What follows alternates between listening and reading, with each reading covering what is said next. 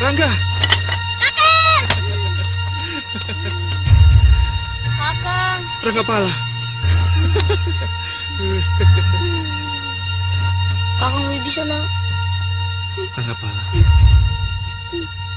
Kakang. Kakang. Saya kira Kakang meninggal di telan ombak laut selatan. Kakang pun mengira kau sudah dilumat oleh musuh Eyang Guru, Rangga. Bagaimana dengan nasib Yunda Pitaloka? Kenapa?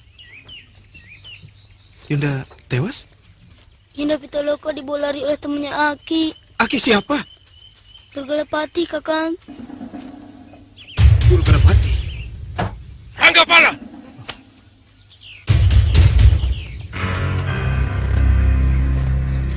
Ternyata aku masih hidup, kunyuk kecil. Lari, Kakang. Minggir.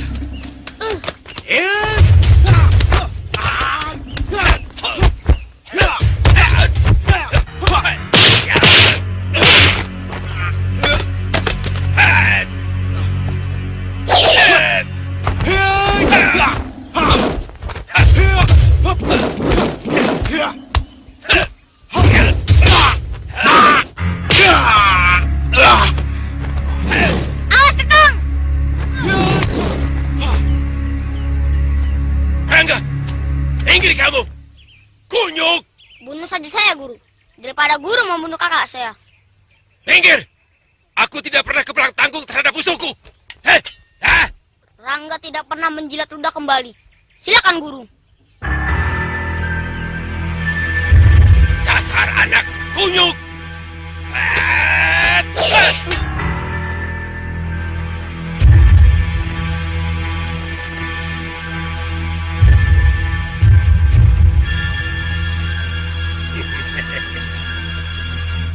Aku kagum akan keberanianmu. Suruh kakakmu pergi. Jangan sampai aku melihatnya kembali. Terima kasih, Aki.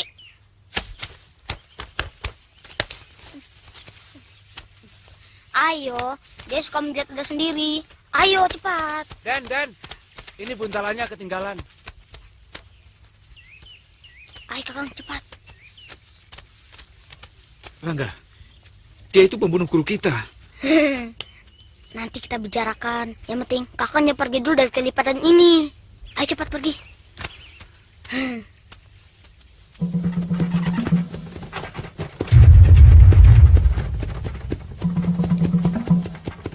Marah ya, Ki? Kan Aki pernah bilang. Iya kan? Aki marah.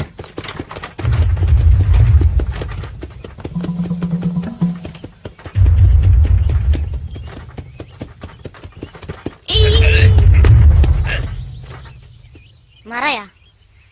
Kan Aki pernah bilang, marah itu tidak akan menyelesaikan persoalan. Iya kan? Aku tidak marah. Tapi Aki sebel melihat kelakuanmu. Sebel bolehlah. Tapi Aki sudah memaafkan Rangga kan? Ya, Aki maafkan. Tapi dengan syarat. Lo kok pakai syarat, Ki? Nah, ini pelajaran buat kamu. Kalau kamu mau mendapatkan sesuatu, kamu harus memberikan juga sesuatu. Seperti pedagang saja, Ki. Memang, hidup ini dagang, jual beli. Oh, jadi apa syaratnya, Ki? Mau tahu? Iya. 1. Kamu boleh menemui kakak sepupumu, Tapi kamu tidak boleh mengikuti dia. Kedua. Ya dua, Hmm. kamu tidak boleh meninggalkan Aki. Ketiga. Kamu harus jadi murid Aki. Keempat. Nggak ada lagi cukup 3, goblok. Waduh, borongan Ki. Aki benar-benar seperti pedagang. Ya, kalau mau maju, kita harus berpikir seperti pedagang. Hah? Ya. Hah? Jalan Ki.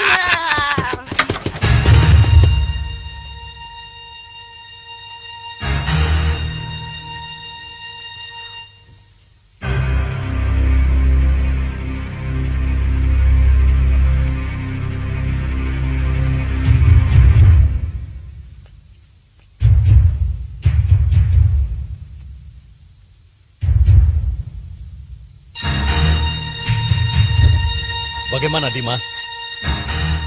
Kanjeng.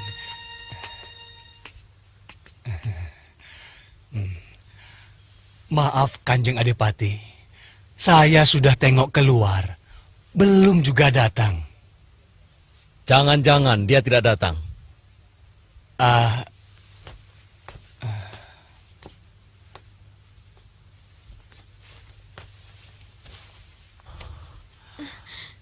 Keringatnya keluar terus, Ayah.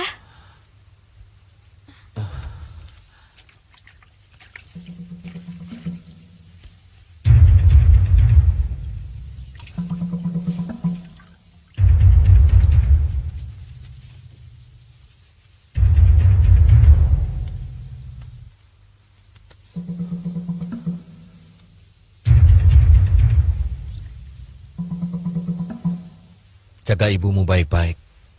Jangan kemana-mana. Baik, Ayah.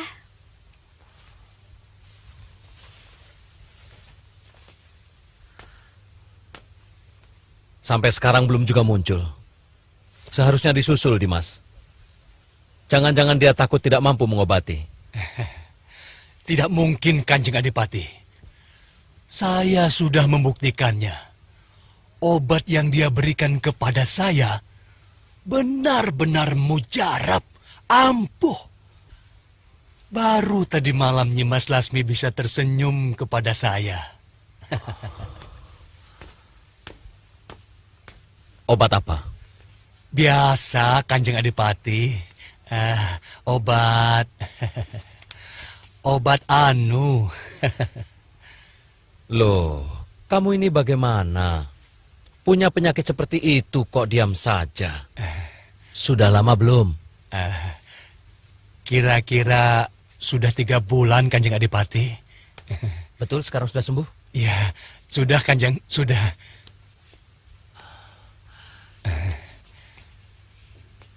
Kalau betul-betul obat itu mujarab, tolong mintakan lagi ya. Ya, buat jaga-jaga. Siapa tahu suatu saat.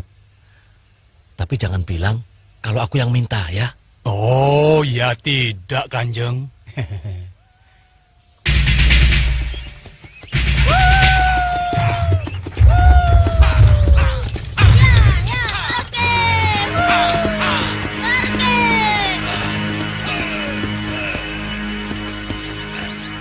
Ki, baru saya turun Ki.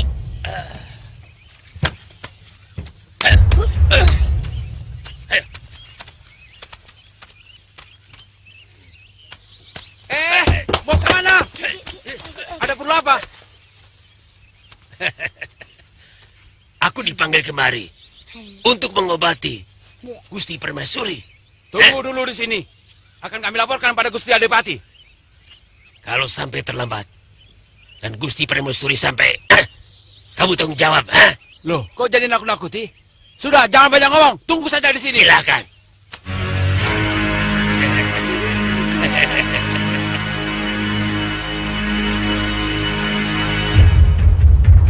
Ada apa, Satiman? Raden. Anu, Den. Ada tamu yang mengaku tabib. Katanya mau mengobati Gusti Permaisuri. Hah? Di mana dia? Ada di luar. Kenapa tidak disuruh masuk? Saya suruh tunggu di luar. Goblok!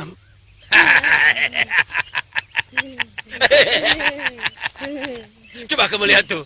Goblok penjaga itu ya. Iya. Sudah Aki bilang bahwa Aki ini sudah lama ditunggu. Dia pasti tidak percaya. Ayo, Ki.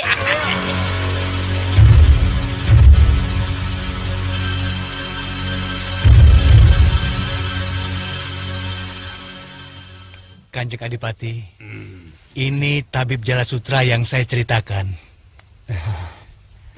Apakah sudah kau ceritakan bahwa tabib-tabib istana sudah tidak mampu? Belum, Kanjeng. Sebelumnya aku kasih tahu bahwa penyakit yang diderita oleh istriku bukanlah penyakit biasa. Jadi kalau Aki Tabib merasa tidak mampu, sebaiknya jangan teruskan. Kanjeng Adipati, hamba mohon maaf, beribu-ribu maaf. Kalau hamba katakan bahwa hamba pasti bisa menyembuhkan istri Kanjeng Adipati yang tercinta, berarti hamba mendahului Sang Pencipta. Tapi hamba akan berusaha sungguh-sungguh agar istri Adipati kembali sembuh.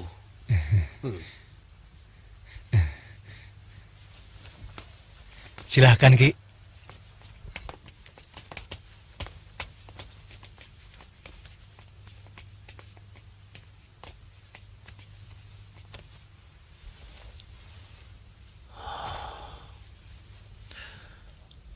Mendengar ucapanmu, seakan-akan Aki Tabib merasa yakin betul bisa menyembuhkan istriku. Kalau terbukti, tentunya aku akan bergembira sekali. Silakan duduk, Aki Tabib. Terima kasih. Aku tidak akan mengecewakanmu. Hadiah apa kiranya yang Aki inginkan? Kanjeng Adipati, bukannya hamba menolak hadiah. Maaf, hamba tidak bersedia menerima apapun. Sebagai seorang tabib, sudah menjadi tugas hamba untuk menolong orang-orang yang membutuhkannya. Aku terkesan dengan sikapmu, Aki Tabib. Mudah-mudahan istriku bisa disembuhkan. Terima kasih Kanjeng Adipati. Ranggapala, peti obat Aki bawa sini. Dan kamu boleh main-main di luar. Tapi jangan jauh-jauh, awas. Baik, Aki, saya tidak akan kemana-mana. Tunggu.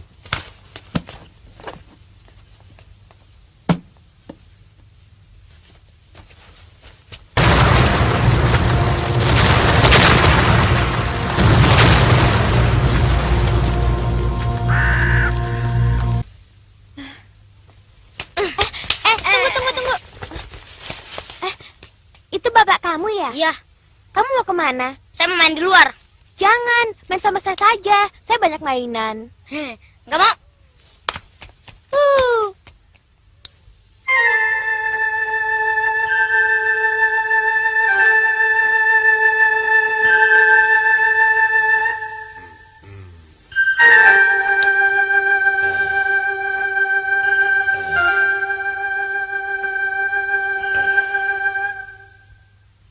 Kanjeng Adipati, apakah istri Kanjeng Adipati pernah mengunjungi pantai utara? Atau barangkali pernah bermalam di salah satu kadipaten yang ada di sana? Belum pernah. Apa hubungannya dengan penyakit istriku? Penyakit seperti ini sudah terlalu terkenal di pantai utara. Penyebabnya kuman yang berasal dari bangkai kodok dalangu. Warna kodoknya merah kekuning-kuningan. Apakah Kanjeng Adipati pernah melihat?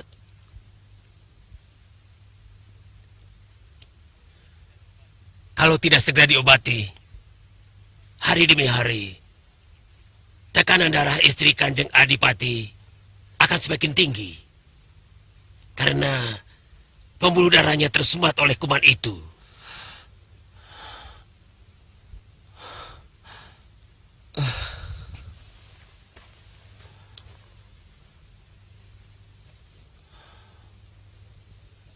Setelah mengetahui keadaan penyakit istriku, apakah Aki Tabib masih yakin bisa menyembuhkannya?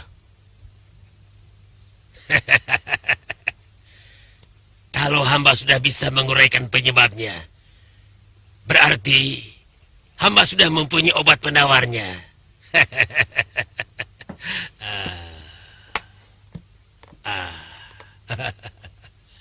Ini obat penawarnya.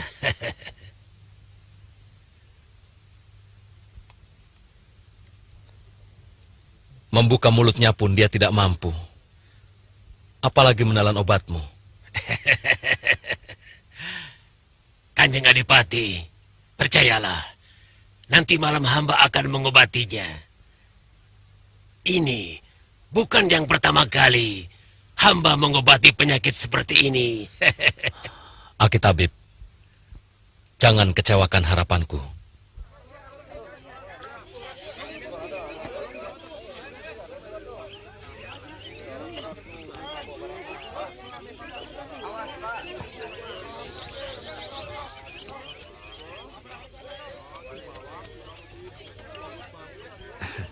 Tambah lagi, Mang. Hah? Tidak salah, Den. Seumur-umur Mamang jualan cendol, baru kali ini ada orang minum sampai 12 sangkir. Barangkali dia masih saudaranya kuda. Punya uang tidak? Ya punya, Mang. Kalau tidak punya uang, mana berani saya minum sebanyak ini. Nih, ayo cepat buatkan satu lagi. Ya. Sebentar, Den. Cangkirnya habis.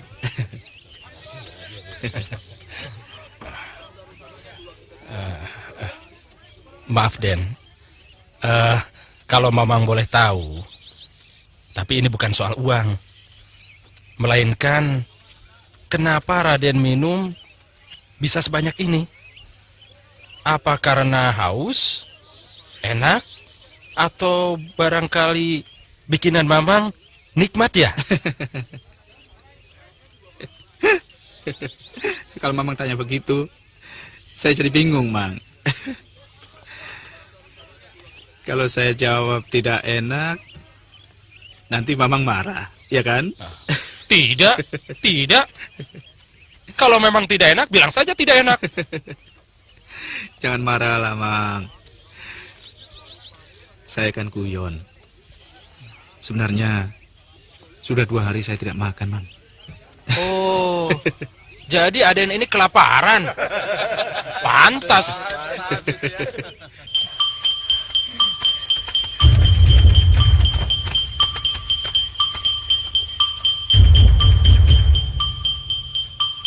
Kakang mau bisa nak? Kang. Kenapa, Kang? Kok kurang bergairah? Sakit ya? Mana Rangga Krokin?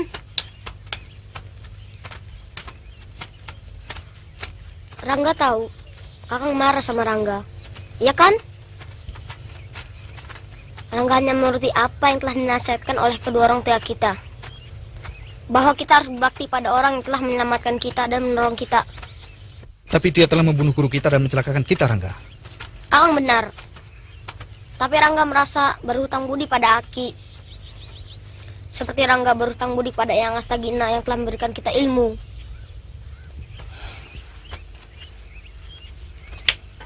Apakah dia tak pernah berpikir bahwa ilmu dari orang jahat pasti juga jahat? Kakang lupa. Eyang Astagina pernah mengatakan, kita harus bisa memilah-milah kebajikan. Kakang! Katanya, ajaran yang baik bisa saja keluar dari orang yang kita anggap jahat. Dan ajaran yang kurang baik bisa saja keluar dari orang yang kita anggap baik. Bukan begitu, Kakang?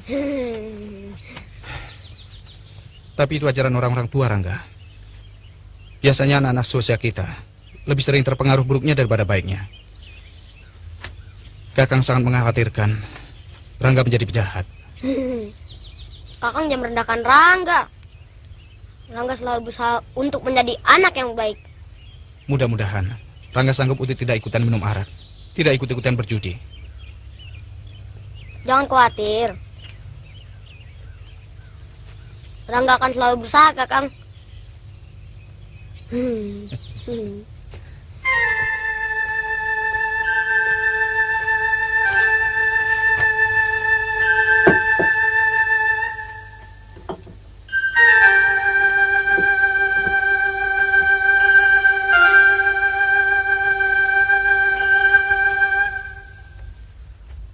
Sulit hamba menerima anugerah dari Adipati untuk sebuah jabatan yang menyilaukan mata hamba. Menjadi tabib kadipaten benar-benar tidak pernah hamba mimpikan. Itu sudah merupakan janjiku kepada siapa saja yang mampu menyembuhkan penyakit istriku. Aki Tabib, seandainya Kakang Adipati tidak berjanji pun, masih ada saya yang merasa berhutang budi. Saya yakin Aki pasti tidak mau menerima pemberian yang berupa harta benda. Saya berharap Aki mau menerima jabatan itu sebagai balas budi saya. Kalau boleh hamba mengungkapkan perasaan hamba, sebenarnya hamba sangat berat menerima anugerah yang agung itu. Tapi kalau hamba menolaknya, hamba kurang enak. Seolah-olah hamba tidak menghargai Kanjeng Adipati. Ungkapan perasaanmu terdengar sangat jujur. Aku senang dengan kepolosan sikapmu. Memang sebaiknya Aki menerima jabatan ini, karena masih banyak orang yang memerlukan kepandaian Aki. Hamba Kanjeng Adipati. Enak, Ki. Kita tidak usah pindah-pindah tempat lagi. Hus! Maafkan murid hamba Kanjeng Adipati. Kalau saya pikir nasib Prabu Brahma Kumbara itu sangat beruntung. Dari anak seorang petinggi bisa menjadi seorang raja. Itu hanya sementara. Mana mungkin bukan keturunan darah biru layak menjadi raja? Kami yang keturunan langsung dari Sang Prabu Madangkara Waninghyun, sungguh-sungguh tidak bisa menerima. Apalagi ayahku adalah adik sepupu Sang Prabu, yang semestinya lebih layak untuk menduduki kursi raja daripada anak petinggi itu. Nah itulah, sebagai rakyat, hamba juga kurang sreg kalau diperintah oleh seorang raja yang bukan keturunan raja. Dan ketika hamba berkeliling ke seluruh tanah Mara, hampir semua para adipati merasakan kekecewaannya sama dengan Tuan. Oh, jelas. Tapi saat ini, kami tidak akan mampu untuk melawan kekuatan Madangkara. Karena yang saya dengar, Prabu Brahma adalah orang yang sakti mandraguna. Belum lagi Patih Aragani, yang juga satu perguruan dengan Sang Prabu. Sudah, kamu main sana. Permisi, Ki. Kalau semua adipati bersatu, apa masih juga tidak mampu? Memang, saat ini kami belum pernah berpikir sampai ke sana. Saya kira itu jauh lebih baik daripada kita menjadi bawahan orang yang tidak pantas untuk kita hormati. Gagasanmu bagus, Aki Tabib.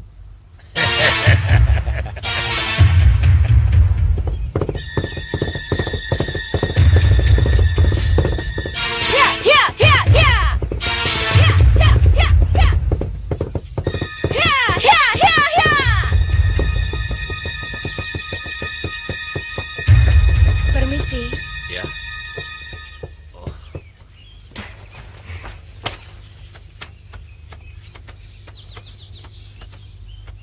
Saya mau tanya, apa Madangkara masih jauh dari sini?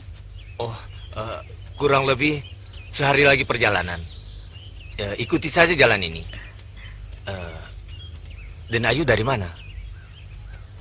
Saya berasal dari timur, dari Kahuripan. Kalau boleh saya tahu, dan Ayu ada perlu apa? Sampai jauh-jauh datang ke Madangkara. Barangkali saya bisa membantu, karena saya juga berasal dari Madangkara. Saya mau menghadap Sang Prabu Brahma Kumbara. Oh, maaf Den. Saya kira tidak terlalu sulit untuk menemuinya. Beliau berada di istana, dekat alun-alun. Terima kasih ke sana. Permisi. Iya, baik.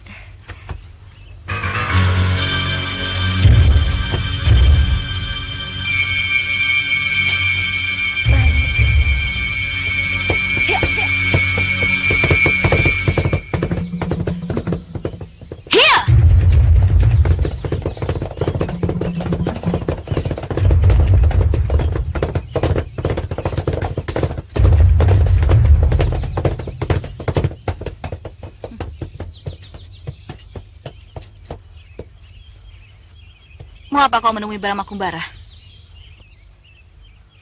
Jawab pertanyaanku. Beliau kakak seperguruan saya. Hanya itu? Apa maksudmu? Kamu pasti tidak ada bedanya dengan gadis-gadis lain yang tergila-gila pada raja muda itu. Kamu pasti akan kecewa, anak manis. Aku tidak kenal siapa kamu. Aku tidak perlu menanggapi ucapanmu. Maaf. Permisi.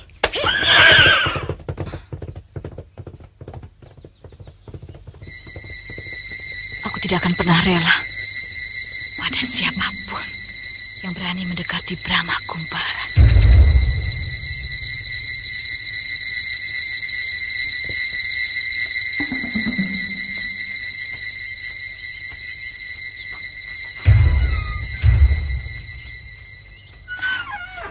Kanda Prabu, ada tamu dari Kahuripan.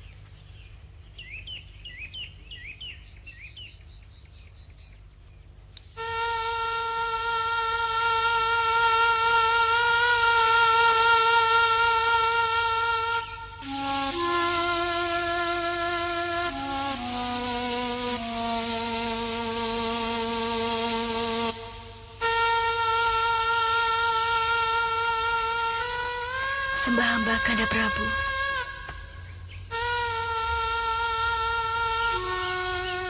Mantili, inilah Dinda Pitaloka yang selalu Kanda ceritakan.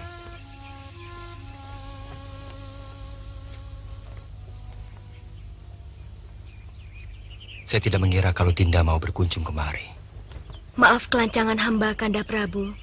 Mungkin kedatangan hamba kurang berkenan di hati Kanda.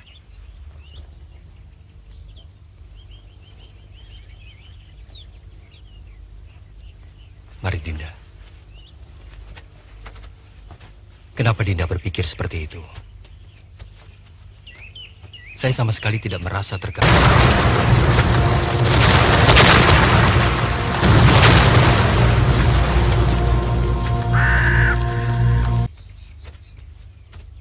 Sebaliknya, malah saya merasa senang karena Dinda mau berkunjung ke Madangkara.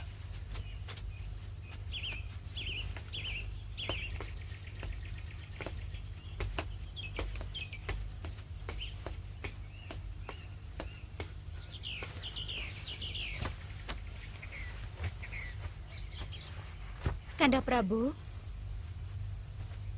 sebaiknya saya mempersiapkan tempat untuk Kanda Pitaloka bermalam. Jangan, Mantili. Biar saya bermalam di penginapan. Nah, itu namanya tidak adil dan kurang bijaksana. Setelah sekian lama tidak bertemu, masa tidak mau bermalam?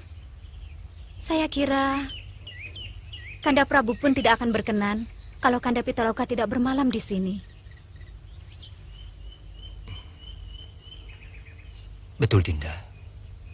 Untuk seorang wanita, kurang baik bermalam di penginapan sendirian. Tinggallah di sini selama Dinda suka.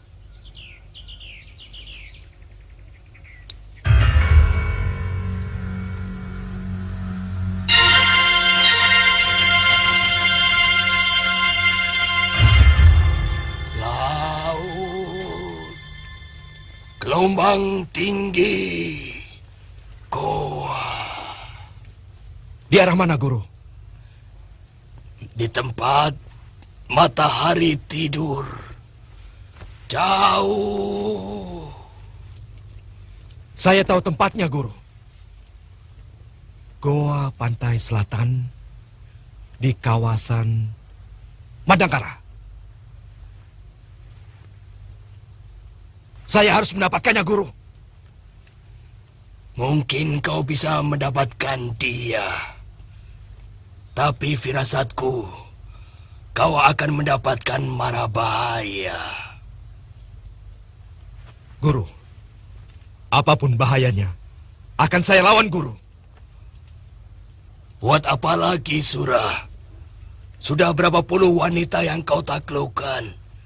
Semuanya menyembah-nyembah padamu, minta dibelai. Buat apa lagi kau mengejar anak Sirananda itu? Pitaloka telah melecehkan saya. Dan dia harus menerima hukuman. Sekaligus, saya ingin mengadu domba dia dengan lelaki yang dia cintai. Lantas, apa yang kau perlukan dariku? Mantra, Guru, mantra.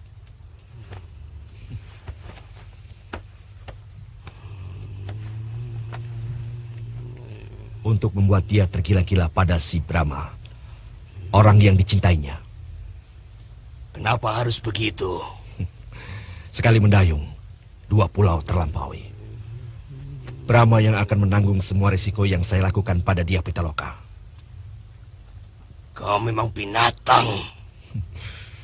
Gurunya binatang, muridnya pun binatang.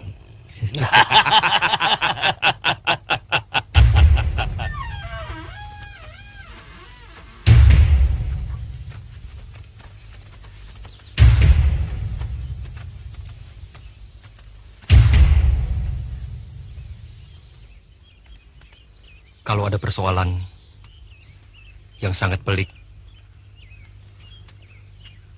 selagi aku masih ada di tempat Eyang Astagina,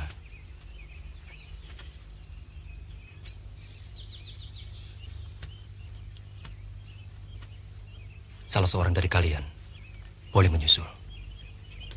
Hamba yang akan menyusul, Gusti Prabu.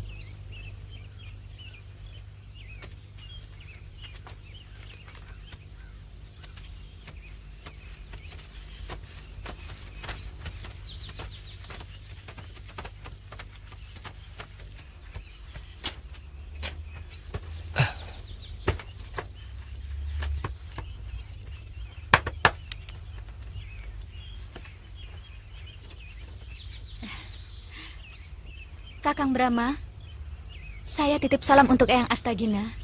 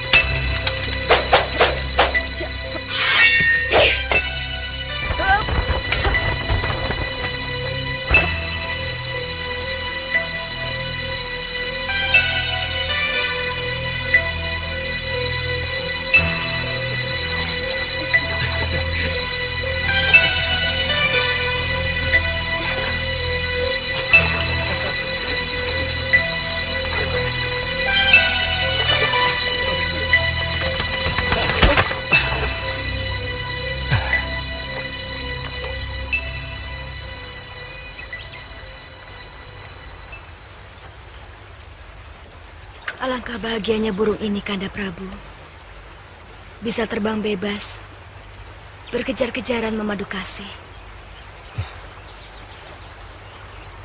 Walaupun kita tidak punya sayap, kita pun bisa meniru seperti burung ini, Dinda.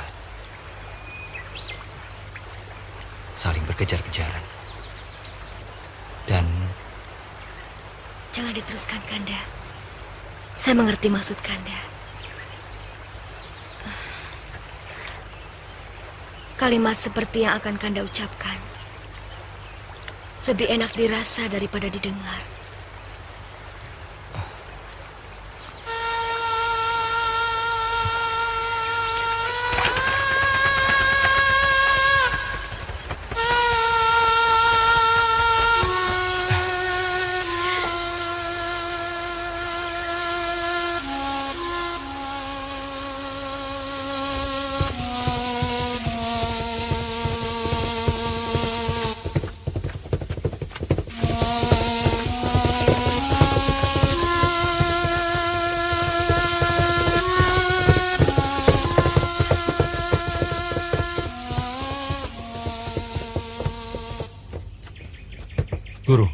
Apakah saya tidak keduluan si Brahma? Brahma itu bukan bajingan seperti kamu, Haji Surah. Dia tidak akan menyentuh kehormatan wanita kalau belum menjadi istrinya. Itu dia yang saya takuti. Jangan sampai si Brahma mengawini Pitaloka lebih dulu. Ayo, Guru. Ayo. Ya.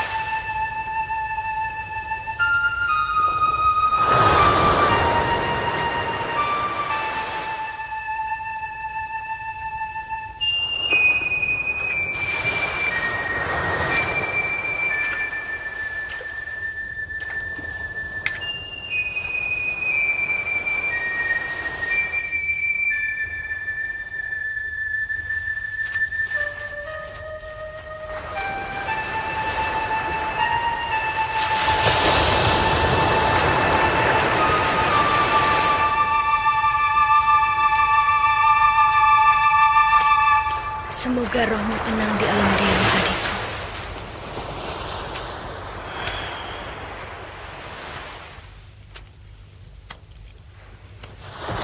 Eyang yakin kalau Wibisana masih hidup.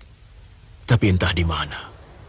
Sebab tidak ada pertanda apapun yang mengatakan bahwa muridku ada yang berlayar.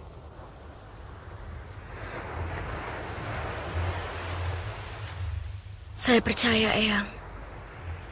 Tapi entah kapan saya dapat bertemu mereka kembali.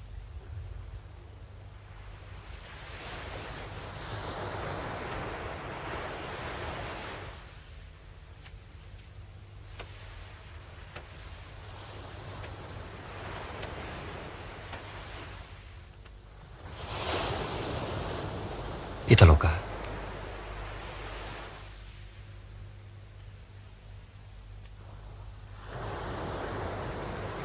Dewata Agung selalu memberikan yang terbaik bagi umatnya.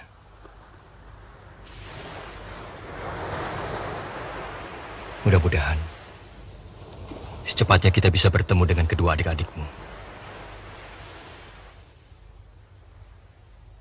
Saya sangat berharap, Kanda.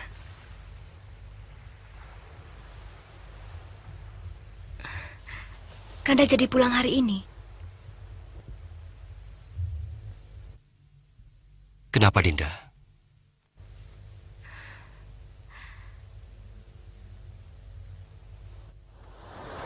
Kenapa, Dinda?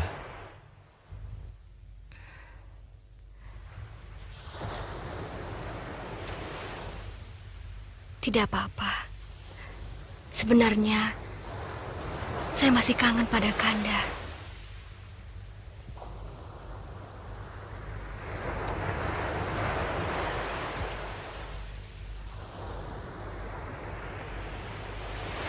Perasaan kita sama, dia.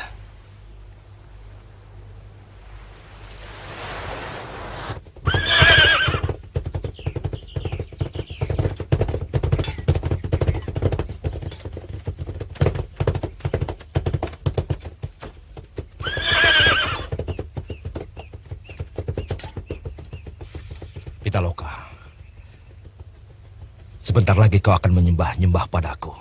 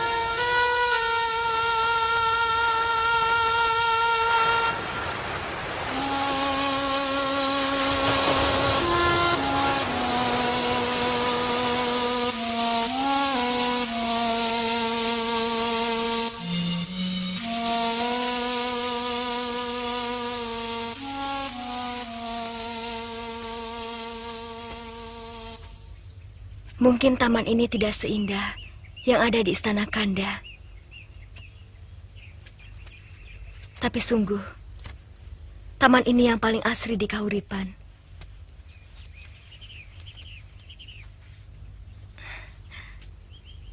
Kenapa Kanda memandang saya seperti itu?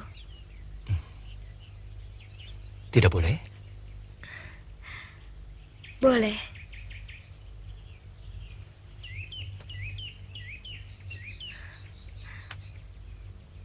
Tangan saya kasar.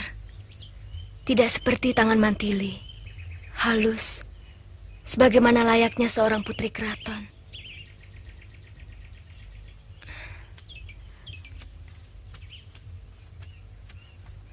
Ayah lebih suka saya sebagai pendekar daripada menjadi seorang putri. Saya kira wajar saja. Seorang pendekar kenamaan seperti ayahmu pasti menginginkan putra-putrinya juga dikdaya dan sakti mandraguna. Ya, tapi pada akhirnya saya kehilangan kehalusan kepribadian, kehilangan kehalusan kulit, dan kelentikan jemari tangan saya. Tapi ada kelebihannya. Kamu akan menjadi seorang yang tidak pernah menggantungkan diri pada nasib orang lain. Seperti kebanyakan pada kaum wanita.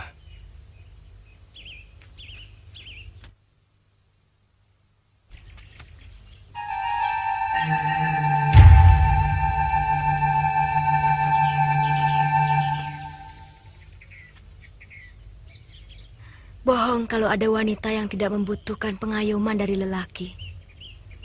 Sebab pada akhirnya, seorang wanita membutuhkan lelaki, siapapun dia. Karena hidup yang sebenarnya adalah keseimbangan antara butuh dan dibutuhkan. Seorang lelaki pun begitu. Dia membutuhkan seorang wanita untuk meladeni, untuk bertukar pikiran, juga untuk meneruskan keturunan. Tapi dia pun sadar bahwa dirinya juga dibutuhkan oleh istrinya untuk memberikan ketentraman dan perlindungan.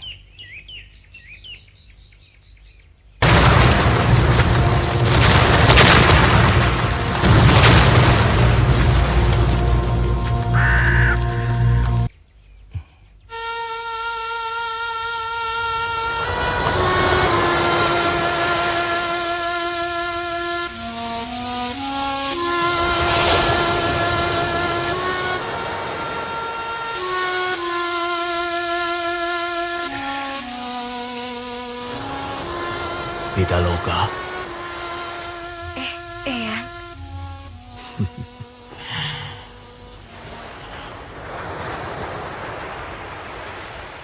Pitaloka.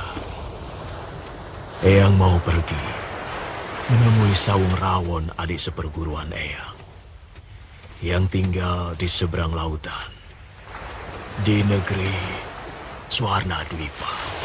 Jangan lama-lama, Eyang. Kalau tidak ada Eyang, Pitaloka kesepian. Eyang pergi tidak lama.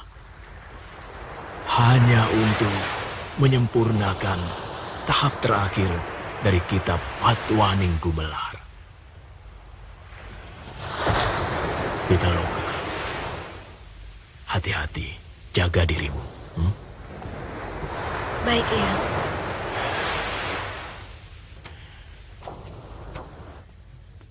Semua perkiraan Kakang ternyata benar. Sebagian besar adipati bawahan Madangkara kurang senang dengan bertahtanya Brahma di Madangkara. Dan alasannya adalah terah. Aku bisa membaca suasana, Bangkong. Aku tahu dan yakin bahwa adipati-adipati itu tidak akan mampu memimpin rakyatnya dengan damai.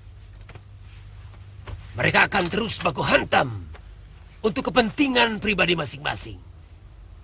Kalau nanti sudah terjadi suasana seperti itu, itulah saatnya kita menyerang Madangkara. Maaf, Kakang.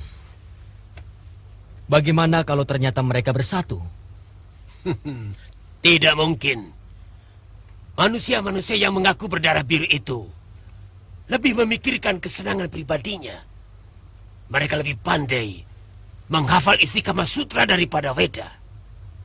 Bagi mereka, rakyatlah yang harus memikirkan kesejahteraannya, bukan sebaliknya.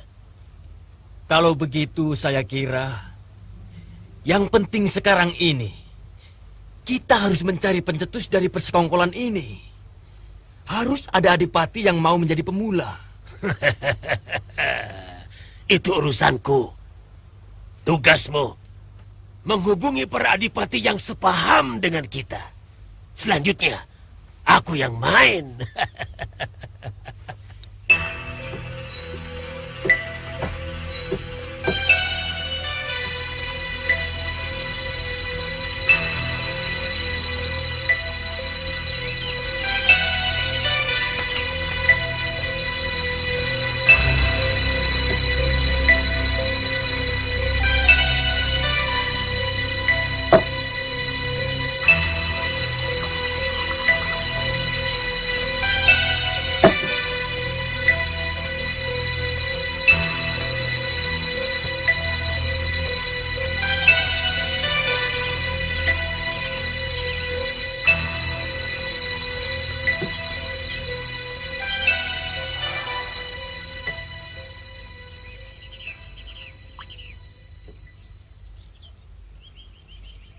Sudah 3 hari kita di sini.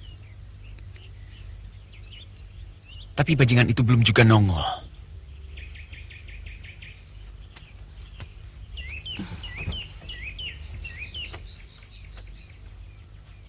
Jangan-jangan orang yang Kakang siksa itu sudah lebih dahulu melaporkan pada Durgalapati.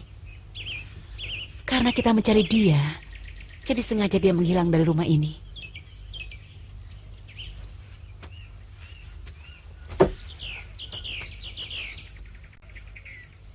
Pokoknya kita harus menemukan dia.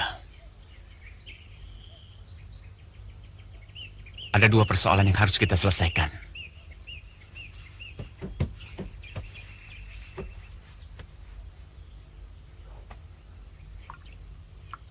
Pertama, nasib si Ranggapala.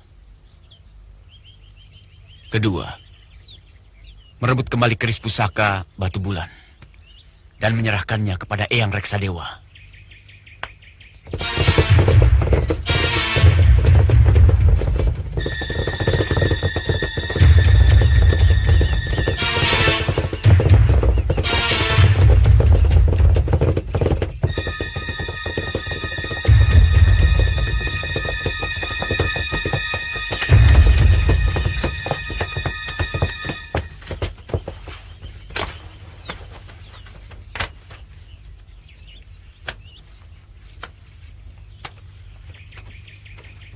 Aku tidak mau persiapan dilakukan di Cipaku.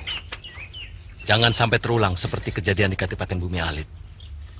Semua senjata milik prajurit dirampas oleh Pati Aragani dan Senopati Gotawa. Hamba kira, kalau masalah itu, kita bisa bicarakan bersama para adipati yang lain. Yang sama-sama merasa tidak puas terhadap si Brahma. Kalau soal Bumi Alit, itu adalah kecerobohan daripada Adipati Bergawa sendiri, yang selalu ingin ingin hebat. Sehingga sebelum apinya menyala, asapnya sudah dicium di Madangkara. Bergawa. Itu kan masih kerabatku. Aku tahu, dari dulu dia memang goblok. Walaupun dia goblok, kita harus mengacungkan jempol setinggi-tingginya. Kita harus akui bahwa semangat pemberontakannya itu sangat tinggi. Itu yang harus kita tiru.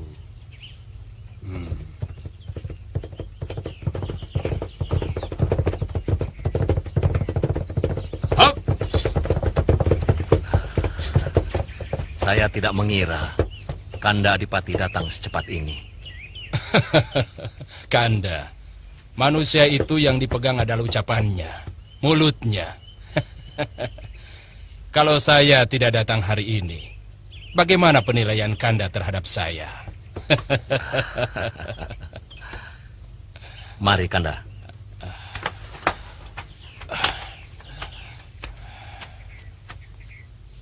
Silakan Mas. Silakan Tuan. Ini sayur asamnya. Tambah lalap, ikan asin. Saya pesan ya. Minta sayur ya sama nasinya ya, Cik ya. Bukannya aku tidak percaya pada kamu, Surah. Aku tidak ingin kau mendapat kesulitan di tanah Parayangan ini.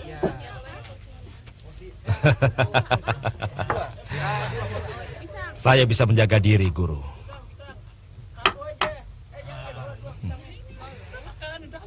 Siapa yang harus saya takuti? Brahma Kumbara? Pelayannya ini, waduh, jadi mengundang selera saya. Saya tidak takut padanya. Karena ternyata gurunya sendiri dapat dikalahkan oleh Durgalapati. Mendengar nama Durgalapati, tiba-tiba saja hatiku menjadi membara. Aku punya perhitungan dengan dia. Dia yang membuat kakiku hampir lumpuh di ajar Empu Raksadewa ketika kami sedang mencuri keris batu bulan. Mau makan apa, Juragan? Tidak. Aku cuma mau tuak. Oh iya, baik, Tuan. Cepat bawa kemari. Iya, Tuan. Tolong bawa tuak itu ke sini. Ini tuaknya, Tuan.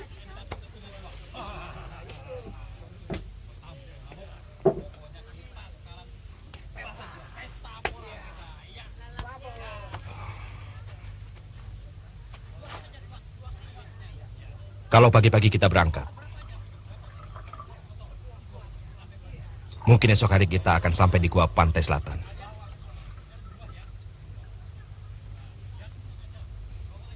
Cuma untuk tempatnya, saya tidak tahu. Itu urusanku.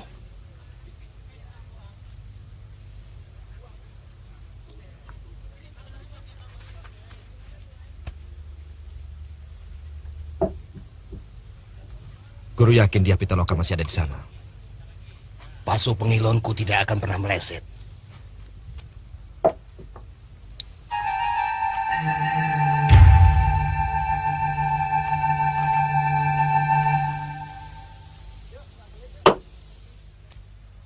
Seperti kata tabibku, kita tidak akan pernah mampu kalau tidak kita mulai. Akan tetapi untuk melangkah ke arah sana, harus ada kesepakatan dulu di antara kita. Maksud Kanjeng Adipati Barnas, apakah para gusti ini sudah merasa sreg diperintah oleh raja yang keturunan dari seorang petinggi biasa? Ya, memang tidak. Tapi sulit juga untuk kita memutuskan apakah tepat cara kita melakukan pemberontakan seperti itu. Saya bisa memahami kekhawatiran Dinda. Lawan kita memang cukup berat. Aragani dan Gusti Prabu Brahma Kumbara memang bukan lawan yang enteng. Jangan khawatir, Kanjeng Adipati.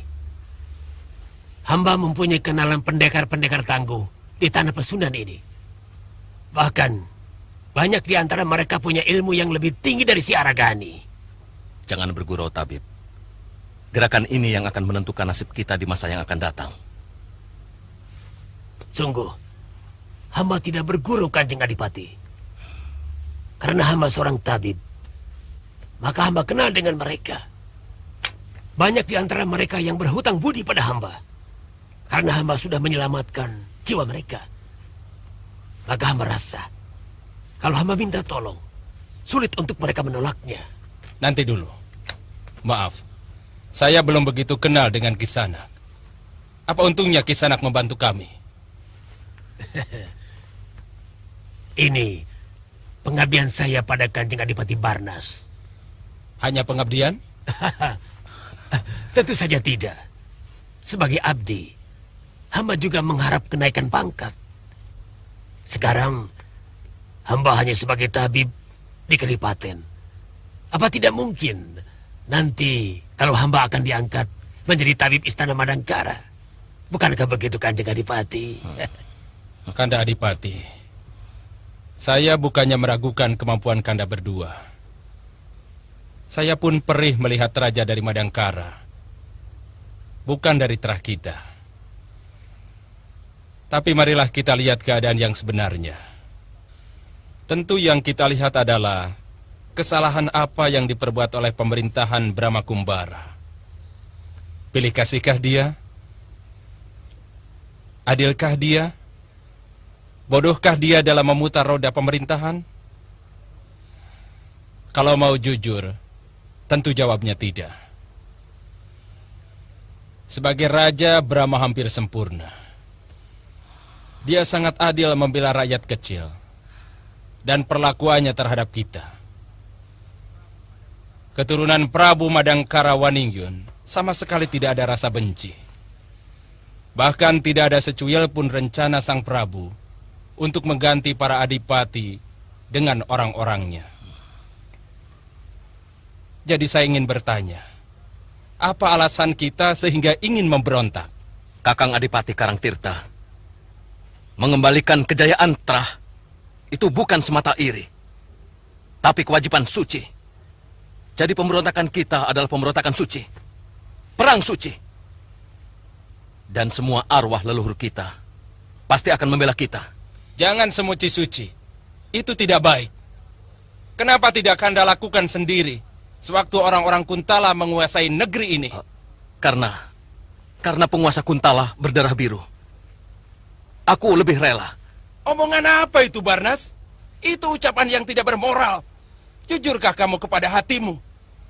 Bahkan sewaktu semua rakyat Madangkara memberontak pada penguasa Kuntala, kita tidak mau membantu. Sebab kita takut. Jika sampai kalah, maka sebagai pemberontak, kedudukan kita akan dicabut oleh Pangeran Damar Kencana. Begitu kan? Jadi sebenarnya, Kakang Adipati ini maunya apa? Mau meluruskan pikiran kita yang sedang kacau oleh hawa nafsu yang tidak pada tempatnya. Kita berlawanan kalau begitu. Ya. Dan untuk kamu, Tirtamaya, Sawari Gading, dan Adipati Telagawarna, pikirkan ucapanku.